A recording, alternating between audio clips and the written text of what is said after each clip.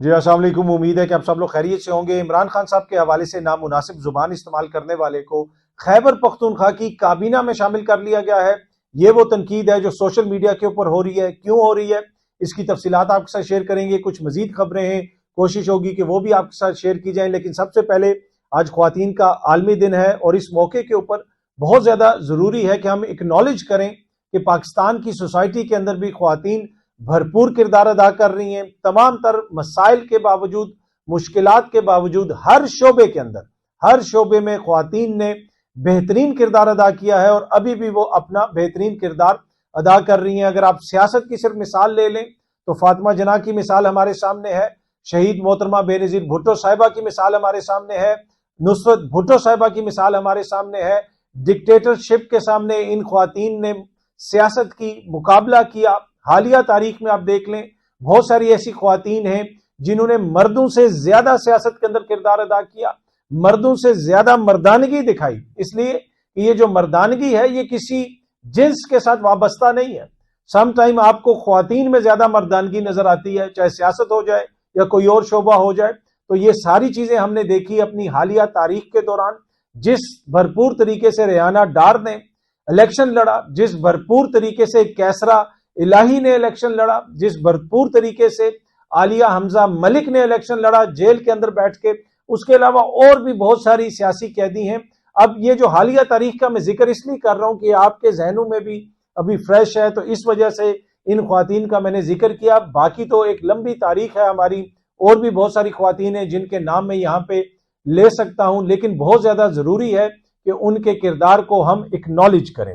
अच्छा, अब कुछ दिन पहले, गालबन एक हफ्ता पहले, मैंने अपने एक व्लॉग के अंदर आपके साथ शेयर किया था कि MQM ने इतराज उठा दिया है आसिफ अली जरदारी साहब पे और कुछ बातों के जवाबात मांग लिए हैं और मशरूत कर दिया है अपने वोट को किसी चीज के साथ कि वो आसिफ जरदारी को सिर्फ इस सूरत में वोट देंगे अगर ये हुआ वो हुआ। तो मैंने अर्ज की थी कि आपने परेशान नहीं होना, आपने घबराना नहीं है, MQM हर हालत में जरदारी साहब को वोट देगी। ये मैंने आपको हफ्ता पहले बता दिया था। और अब अच्छी खबर यह है कि MQM ने अनाउंस कर दिया है कि जी वो आसिफ जरदारी साहब को वोट देंगे और उनके तहफुजात जो हैं वो दूर हो गए हैं कराची के हवाले से, सिंध के हवाले से। तो ये एक अच्छी चीज है। मैंने तो वैसे ही गैस किया था, पर वो मेरा गैस इस दफा दुरुस्त साबित हो गया कि MQM ने आसिफ जरदारी साहब को वोट देने का वादा किया है। अब यकीनन सिंध के हालात काफी बेहतर हुए होंगे, काफी चीजें ऐसी हुई होंगी जिनको देख के MQM इस नतीजे पे पहुंची कि हमें जरदारी साहब को वोट देना चाहिए और हर हालत में देना चाहिए। अब सिंध की जो हालत है, आज मुराद अली शाह साहब ने एक पैकेज का ऐलान किया, अनाउंसमेंट की कि सिंध के अंदर जो जरूरतमंद खानदान है हर खानदान को 5,000 रुपया दिया जाएगा। बड़ा जबरदस्त रमजान पैकेज है। और उसके साथ उन्होंने कहा कि ये जो 5,000 है ये जिन लोगों को मिलेगा वो तकरीबन सिंध की आबादी का 60% है। जी हाँ जी, सिंध की आबादी का तकरीबन 60% ऐसा है जिसकी माली मदद की जाएगी क्योंकि उनके माशी हालात बहुत बुरे हैं। अब आप देख लें कि कब से पीपल्स पार्टी सिंध पे हुक्मरानी कर रही है और अभी भी 60% आबादी ऐसी है जो 5,000 का सौदा सल्फ नहीं खरीद सकते, जिनको रमजान के लिए 5,000 रुपए की जरूरत है। हुकूमत दे रही है, अच्छी बात है, हम क्रिटिसाइज नहीं कर रहे, लेकिन कोई भेड़ बकरियां तो नहीं है ना। क्वेश्चन तो करेंगे ना, पूछेंगे ना कि भाई कब से भुट्टो साहब सिंध को जो है रोटी कपड़ा मकान दे रहे हैं, कब से जो है वो सिंध में पाकिस्तान पीपल्स पार्टी की हुकूमत है। और उसके बाद आज हालत ये है कि 2024 में तीसरी बार सिंध का मुंतखब होने वाला वजीर आला मुराद अली शाह साहब बड़े काबिल एहतराम है, बड़ी अच्छे इंसान होंगे वो, जाती कोई उन पर क्रिटिसिज्म नहीं है। तीसरी दफा वो सिंध के वजीर आला मुंतखब हो रहे हैं और वो हमें ये बता रहे हैं कि मेरे सूबे की 60% आबादी ऐसी है कि उनकी हालत ये है कि उनको रमजान में गुजारा करने के लिए हमें 5,000 रुपया देना पड़ेगा। इससे आप अंदाजा लगा लें कि सिंध ने कितनी तरक्की की है इनके अंडर। तो ये 5,000 तो आप जरूर दें, लेकिन इस सवाल का जवाब भी आप जरूर दें कि जनाब ये आपने क्या किया वहां पे इतना अरसा कि 60% आबादी की ये हालत है। अच्छा जी, खैबर पख्तूनख्वा ने जो है वहां पे सेहत कार्ड को रिवाइव कर लिया है। सेहत कार्ड का जो फर्स्ट इंस्टॉलमेंट है तकरीबन 5 अरब रुपए की वो रिलीज कर दी गई है और एक रिफाइंड वर्जन ऑफ सेहत कार्ड जो है वो बहुत जल्द 1 महीने के अंदर इंट्रोड्यूस करवा दिया जाएगा। और इसमें आपको पता है कि पहले भी सेहत कार्ड के हवाले से बड़ी बहस रही। खैबर पख्तूनख्वा की अवाम बार बार कहती थी कि निगरान हुकूमत ने आके जनाब वो सेहत कार्ड ख़त्म कर दिया, या उसमें जिस किस्म की वो पाबंदियां लगी पूरे मुल्क के अंदर वो हमने देखा। पर एनीवे ये अच्छी खबर है कि सेहत कार्ड सबको दोबारा मिलेगा। उसके साथ साथ रमज़ान पैकेज के लिए, जी हाँ जी, रमज़ान पैकेज के लिए खैबर पख्तूनख्वा ने 10,000 रुपये देने हैं। जिस तरह पाकिस्तान पीपल्स पार्टी 5,000 रुपया दे रही है, खैबर पख्तूनख्वा की हुकूमत जो है वो 8,50,000 फैमिलीज को फी फैमिली 10,000 रुपया कैश देगी। और इसके लिए एहसास प्रोग्राम का जो डेटा है और बेनज़ीर इनकम सपोर्ट का जो डेटा है उसको यूज किया जाएगा। और ये खैबर पख्तूनख्वा की आबादी का तकरीबन 14% हिस्सा है जिसको ये 10,000 रुपया फी खानदान मिलेगा। ये मैं इसलिए बता रहा हूं कि आप कहेंगे कि जनाब पहले वहां 5,000 दे रहे थे तो उन पे तनकीद कर रहे थे, यहाँ पे 10,000 दे रहे हैं तो तनकीद नहीं। तनकीद में इसलिए कर रहा था कि वो जो इतनी बड़ी आबादी का हिस्सा है वो बेचारा क्यों गरीब है। यहाँ पे तकरीबन आबादी का 14% हिस्सा ऐसा है जिनको ये पैसे दिए जाएंगे। और उसके साथ साथ जो है दीगर जो कुछ चीजें हैं उसकी भी अनाउंसमेंट की है। जो साबिक चीफ मिनिस्टर्स हैं उनकी वो जो पर्क्स एंड प्रिविलेजेस हैं, उनको जो सहूलियात मिलती हैं, मराद दी जाती हैं, उसमें भी कमी की जाएगी, जिसमें केयर टेकर भी शामिल हैं। और उसके साथ साथ जो है और भी कुछ चीज़ों की वहाँ पे माली तौर पे कोई अनाउंसमेंट्स वगैरह की हैं। नई हुकूमत जो आई है, मुज़म्मिल असलम साहब वहाँ पे पहुँच गए हैं, गालिबन वो ये इकॉनमी के मामलात को देख रहे हैं। और अब खैबर पख्तूनख्वा की जो काबीना है वो भी हमारे सामने आ गई है। झगड़ा साहब का नाम पहले आ रहा था, गालिबन कहा जा रहा था कि वो मशीरे खजाना बनेंगे, लेकिन उनका नाम फिर शायद फाइनलाइज नहीं हो सका। पहले तो हमें पार्टी के अंदर से यही खबर दी गई थी कि खान साहब ने कहा था कि झगड़ा साहब को आप मशीर के ओहदे पे ले आए। और झगड़ा साहब को जिस तरीके से वहां से मुबैना तौर पे हराया गया है वो भी हैरान कुन है। और वो सारे फॉर्म 45 लेके फिर रहे हैं, उन्होंने बहुत सारे दोस्तों को भी दिखाया। पर एनीवे आई डोंट नो क्यों नहीं झगड़ा साहब को काबीना के अंदर शामिल किया गया। लेकिन अब एक और जो तनकीद हो रही है वहां पे काबीना के ऊपर, अली अमीन गंडापुर के ऊपर, कि उस काबीना के अंदर एक ऐसे शख्स को शामिल किया गया है जो इमरान खान साहब के हवाले से माजी में नामुनासिब जुबान इस्तेमाल करता रहा है। और यही 2-3 साल पहले ड्यूरिंग ये पिछली जो इमरान खान साहब की हुकूमत थी इसके दौरान। और वो शख्सियत है शेर अफजल मरवत साहब के भाई। जी हाँ जी, काबीना में शेर अफजल मरवत साहब के भाई को भी शामिल किया गया है। कुछ जो उनके दीगर लीडरान हैं, असद कैसर साहब के भाई भी हैं, शराम तरकई साहब के भाई भी हैं, गालिबन एक उनके वफाकी वजीर थे कादरी साहब, उनके भतीजे हैं, उमर अयूब साहब के भी कोई कज़न हैं। पर वो कहा जा रहा है कि वो पहले भी काबीना वगैरह का हिस्सा रह चुके हैं, पहले से पीटीआई के अंदर हैं। और उसके अलावा कुछ और लोगों के भी इस तरह नाम आ रहे हैं कि जनाब ये इन लोगों को शामिल किया जा रहा है काबीना में। लेकिन सबसे ज्यादा जो इतराज हो रहा है वो शेर अफजल मरवत के भाई के ऊपर हो रहा है। सोशल मीडिया के ऊपर पाकिस्तान तहरीक इंसाफ से लिंक्ड जो अकाउंट्स हैं उनके जो कारकुन हैं, अगर आप जाके देखें, वो ये कह रहे हैं, वो लफ्ज यूज कर रहे हैं कि इमरान खान को गालियां देने वाले को अली अमीन गंडापुर ने अपनी काबीना में बैठा लिया। अब कुछ पुरानी स्क्रीनशॉट्स वगैरह भी हैं उनकी मुबैना जो ट्विटर पे उन्होंने बातें की हैं इमरान खान साहब के हवाले से। अब वो गालिबन अकाउंट वगैरह बंद हो गया है या क्या चक्कर है, पर यह तनकीद हो रही है जो शेर अफजल मरवत साहब के भाई की वजह से अली अमीन गंडापुर के ऊपर हो रही है। फिर आज अली अमीन गंडापुर साहब एक और कोई प्रेस कॉन्फ्रेंस वगैरह भी कर रहे थे, साथ उनके बैरिस्टर सैफ साहब भी बैठे हुए थे। अब बैरिस्टर सैफ माजी में एमक्यूएम में भी रहे हैं, इधर उधर भी रहे हैं। अब वो जनरल मुशर्रफ के भी बड़े करीब रहे हैं, उनकी जमात में भी रहे हैं।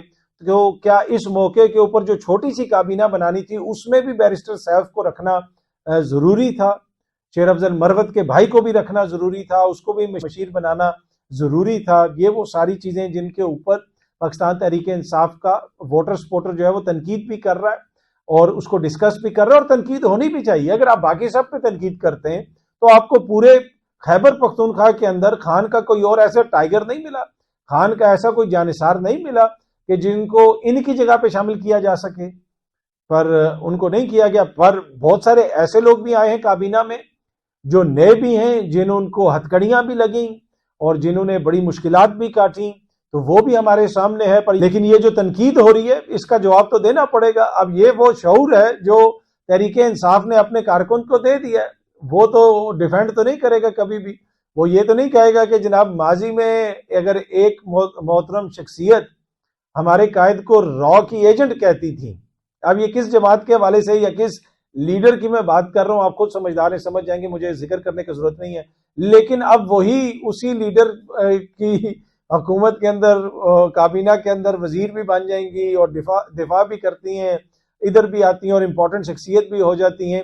तो वो तो शायद कारकुन बर्दाश्त कर जाते हैं, तहरीक इंसाफ का कारकुन तो ऐसा नहीं है और आम पब्लिक ऐसी नहीं है। इसलिए कि अब बात कारकुन से आगे निकल चुकी है, अब पब्लिक क्वेश्चन करती है, तो वो तो पूछेंगे कि ये इमरान खान के हवाले से नामुनासिब जुबान इस्तेमाल करने वाला क्यों इधर बैठा हुआ है, फलाने का भाई क्यों बैठा हुआ है, फलाने का भतीजा क्यों बैठा हुआ है, आप तो मौरूसियत को खत्म करने की बात करते हैं। लेकिन एनीवे अब ये बहस तो चलती रहेगी। अब इसके साथ साथ बहस फिर शेर अफजल मरवत साहब के ऊपर भी आ रही है। अच्छा, शेर अफजल मरवत साहब के ऊपर भी काफी तनकीद हो रही है। कुछ लोग उनको कह रहे हैं कि जनाब वो ऐसे हैं वैसे हैं, कुछ बाहर बैठे लोग भी उनके हवाले से व्लॉग्स वगैरह करते हैं। अब शेर अफजल मरवत के हवाले से मैं इंफॉर्मेशन की बुनियाद पे आपको ये बता रहा हूं कि शेर अफजल मरवत ने जो किरदार अदा किया है हालिया इस इलेक्शन कैंपेन के अंदर, वो किरदार शायद ही किसी और तहरीक इंसाफ के लीडर ने अदा किया हो। सब ने अपना अपना हिस्सा डाला होगा, लेकिन शेर अफजल मरवत का बड़ा बड़ा मुतहरिक किरदार था। जिस तरीके से वो लोगों को बाहर लेके निकला, जैसे भी निकला, जिस जगह भी वो गया, वो मुतहरिक करता रहा। और यही वजह है कि इमरान खान साहब बार बार उनके ऊपर एतमाद भी करते हैं, उनको जिम्मेदारी भी देते हैं। उनको पता है कि जो बात कोई और नहीं करेगा वो शेर अफजल कर देगा। बाहर आके बाकी सारे वकील चुप करके खड़े रहेंगे, किसी जज के ऊपर तनकीद नहीं करेंगे। लेकिन खान ने जिस जज का नाम ले लिया, जिसपे तनकीद कर दी, शेर अफजल मरवत ने आके बाहर उसको कर दी। और इस असेंबली के अंदर शेर अफजल मरवत जो है वो एक तरह से बड़ी अलामत रहेगा मुखालफीन के लिए। मैं खौफ की अलामत तो नहीं कहूंगा, वो तो मुनासिब बात नहीं है, लेकिन वो एक तरह से रहेगा, उनके सरों के ऊपर सवार जरूर रहेगा। और अब पब्लिक अकाउंट कमेटी का भी खान साहब ने कह रहे हैं कि जी उनको नामजद किया है कि वो चेयरमैन बनेंगे। तो शेर अफजल मरवत जो है वो उसने जो किरदार अदा किया है, वो पार्टी जो है अगर उनको कोई ओहदा देती है, कोई उनकी खिदमात के एवज, तो वो तो बनता है। इसलिए कि शेर अफजल मरवत ने बुरे हालात के अंदर, सख्त हालात के अंदर पार्टी के अंदर जान डाली, कन्वेंशंस किए, लोगों को बाहर निकाला, उनका खौफ तोड़ा। और खान साहब ये बात खुद भी करते हैं और इस चीज का खान साहब को इदराक है। कोई लोग जो ये कहते हैं जी इमरान खान को शेर अफजल मरवत पे एतबार नहीं है, ऐसी कोई बात नहीं है। अगर इमरान खान को शेर अफजल पे एतबार ना हो तो शेर अफजल यहाँ पे एक मिनट के लिए भी खड़ा ना हो। हाँ, हर जगह पे खान साहब मुख्तलिफ लोगों को यूज कर रहे हैं। किसी जगह पे वो समझते हैं कि असद कैसर बेहतर किरदार अदा कर सकते हैं, किसी जगह पे जो है जुनैद अकबर बेहतर किरदार अदा कर सकते हैं, कहीं पे आमिर डोगर साहब कर सकते हैं, कहीं पे शेर अफजल मरवत कर सकते हैं। और शेर अफजल मरवत से खान साहब ने जो काम लेना था वो ले रहे हैं। और शेर अफजल मरवत जो है वो इस असेंबली के अंदर भी भरपूर अपोजिशन का किरदार अदा करता रहेगा। और मैं नहीं चाहता कि ऐसी सूरत हाल हो, लेकिन मुझे लगता है कि अगर किसी दिन असेंबली के अंदर हाथापाई हुई हुकूमत और इनके दरमियान, तो उसमें भी शेर अफजल मरवत जो है वो सबसे आगे होगा। मैं आपको एक मिसाल देता हूं। एक जगह पे हम एक प्रोग्राम रिकॉर्ड करवाने गए, वहां पे एक और हमारे सहाफी दोस्त आए हुए थे जो इमरान खान साहब के हवाले से बड़ी नामुनासिब जुबान इस्तेमाल करते हैं। तो अब प्रोग्राम की रिकॉर्डिंग से पहले हम बैठे हुए थे, शेर अफजल मरवत साहब भी बैठे हुए थे, मैं भी बैठा हुआ था, एक दो और सहाफी भी बैठे हुए थे वहां पे जो पैनलिस्ट वगैरह।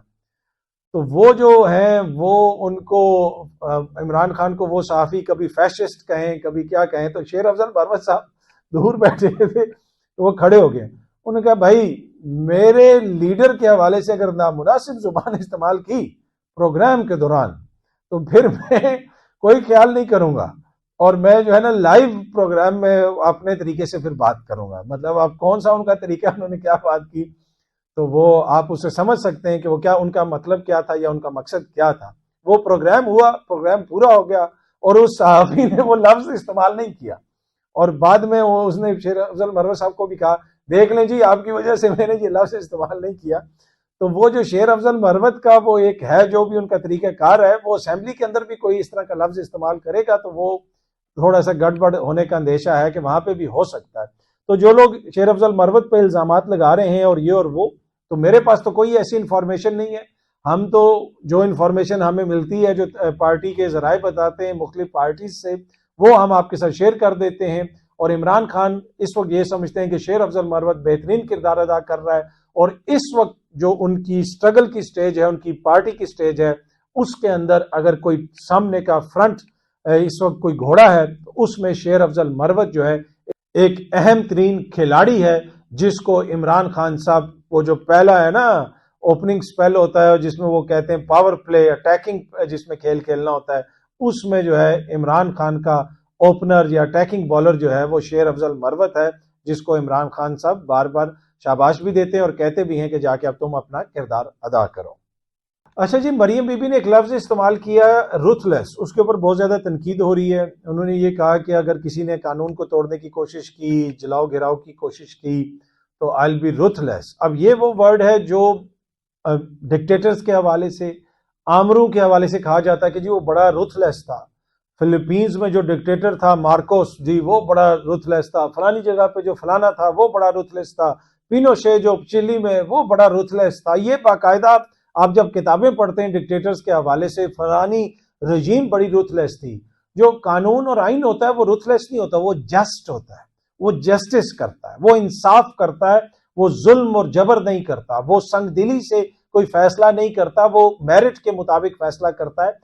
तो इस लफ्ज के ऊपर काफी ज्यादा तनकीद हो रही है मरियम बीबी के ऊपर कि क्यों उन्होंने ये लफ्ज यूज किया, पर एनीवे उन्होंने कर दिया। बाकी वो सूबे के अंदर काम कर रही हैं, मुख्तलिफ जगहों पे दौरे कर रही हैं, स्कूल में भी जा रही हैं, मुख्तलिफ उनकी वीडियोस भी वायरल हो रही हैं और वीडियो भी फिर ऑडियो के साथ वायरल हो रही हैं।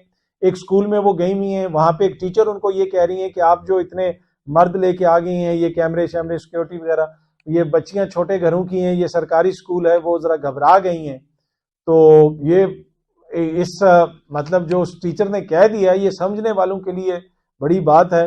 और उसने वो कह दिया, आई डोंट नो उनका टीचर का क्या मतलब था, ये क्या मकसद था, लेकिन हर जगहों पे कैमरे ले जाके रोज जो है वीडियोस आ रही हैं, सब कुछ हो रहा है, परफॉर्मेंस दिखाने की जल्दी है। लेकिन इस जल्दी के अंदर उनकी मीडिया टीम, में बार बार अर्ज कर रहा हूँ कि बहुत सारी गलतियां कर रही है, जिसकी वजह से सोशल मीडिया के ऊपर मजाक बन रहा है, बयानिया नहीं बन रहा। देखने की जरूरत है। पहले भी, कल भी मैंने आपसे शेयर किया था, अब दोबारा ये मैं चीज अर्ज कर रहा हूँ कि वो इतनी जल्दी में ना, सम टाइम वो होता ही है कि कुछ चीजें ऐसी भी सामने आ जाती हैं जो नहीं आनी चाहिए, पर उनकी मीडिया टीम है, उनकी हुकूमत है, वो बेहतर समझते हैं। बहुत सारे मंसूबों की भी उन्होंने अनाउंसमेंट वगैरह की है। उनके अंदर एक ख्वाहिश है कि वो पंजाब को बेहतर करें। हो सकता है कि वो कुछ चीजों को डिलीवर कर सकें, कुछ को ना कर सकें, ये तो टाइम ही बताएगा कि वो कितना डिलीवर कर सकती हैं। लेकिन लगता है ऐसे है कि उनमें ख्वाहिश है और वो डिलीवर करना चाहती हैं। लेकिन बड़ा क्वेश्चन जो मार्क है वो वही है मैंडेट वाला, कि मैंडेट के बगैर जो है ना वो चीजें चलाना थोड़ा सा मुश्किल होता है।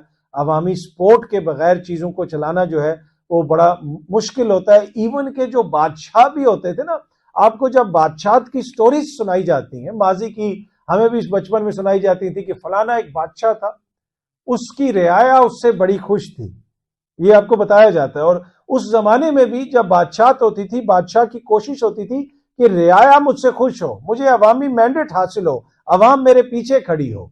तो क्यों, हालांकि वो तो बादशाह है, बादशाह को तो किसने कौन सा इलेक्ट करना है, लेकिन बादशाह को भी जो है ये ख्याल होता है कि अगर मेजॉरिटी अवाम मेरे खिलाफ हो गई तो मेरे लिए चीजें चलाना इतना आसान नहीं होगा। आप किसी जगह पे भी चले जाए, तो दुनिया भर में बेशक अवाम की मंशा के मुताबिक चीजें ना की जाएं। मगरिब में भी क्या सारी चीजें अवाम की मंशा के मुताबिक होती हैं? हर चीज उन्हीं की मर्जी से चलती है? नहीं।